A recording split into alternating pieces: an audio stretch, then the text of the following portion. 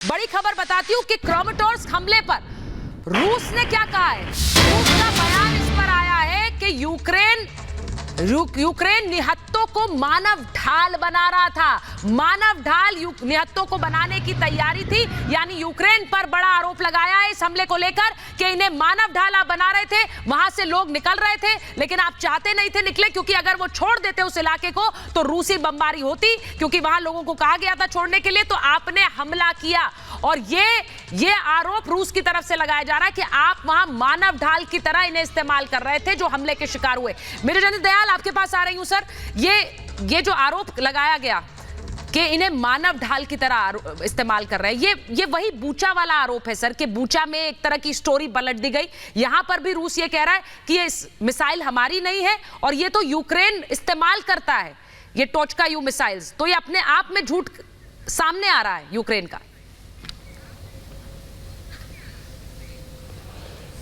देखिए, एक बात स्पष्ट है कि इस लड़ाई के अंदर सिर्फ रेगुलर ट्रूप्स या जो ऑर्गेनाइज्ड फोर्सेस हैं उनके अलावा काफ़ी मिलिशिया या काफ़ी इस किस्म के लोग भी हैं, जिनको कहीं अज़ोव बटालियन, कहीं राइट विंगिस्ट, कहीं ये यूक्रेन में है, और कुछ जो सुनने में आया अब रशियन फोर्सेस में भी कुछ लोग हैं जो कि रेगुलर ट्रूप्स नहीं थे, रेगुलर आर्मी नहीं थी। अगर इस किस्म के जब ट्रूप्स आ जाते हैं तो फिर इस किस्म की हरकतें किसी भी लड़ाई के मैदान में पॉसिबल हैं।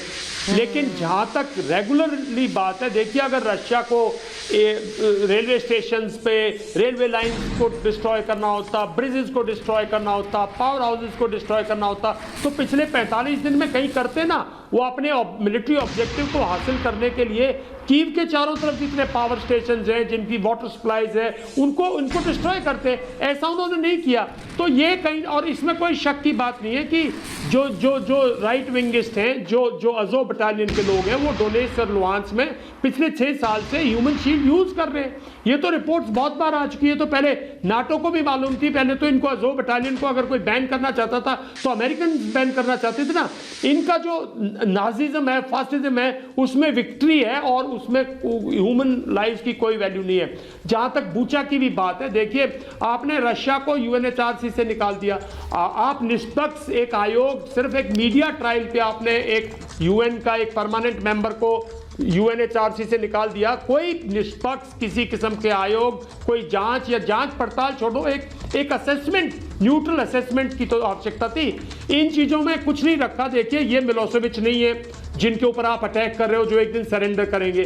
पुतिन ऐसा तो करने से रहे, और ऐसी नौबत आई तो दुनिया तबाह होगी। फिर वो कहते हैं ना, थर्ड वर्ल्ड वॉर होगी, न्यूक्लियर वॉर होगी। जी सर। तो ये जो चीजें हैं, मैं समझता हूं ये कहीं ना कहीं, जैसे जनशंकर कह रहे हैं, ये विनाश पे ले जा रही हैं और यूक्रेन का नुकसान हो रहा है।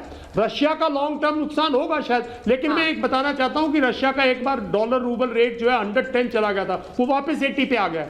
तो कहीं ना कहीं रशिया रिकूप भी कर रहा है। बिल्कुल। तो Ukraine is the sufferer, long term आपने कहा रिकूप कर रहा है, यानी रूस क्या जो उसे नुकसान हुआ है उसकी भरपाई भी साथ साथ कर रहा है। इसी को देखकर क्या हड़कंप मचा हुआ है, क्योंकि यूएनएचआरसी से रूस को हटाने वाली कार्रवाई कल हुई।